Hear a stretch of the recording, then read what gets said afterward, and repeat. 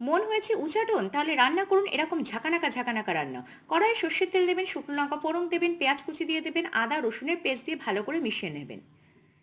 এরপর দেবেন হচ্ছে কাশ্মীরি লঙ্কার গুঁড়ো, জিরে গুঁড়ো, ধনের গুঁড়ো, হলুদ দিয়ে ভালো করে আবার মিশিয়ে নেবেন। মশলাটা থেকে যখন দেখবেন তেল ছেড়ে গেছে, তখন কিন্তু লবণ হলুদ মাখানো এই লোটে মাছের টুকরোগুলোকে ওর মধ্যে ফেলে দেবেন।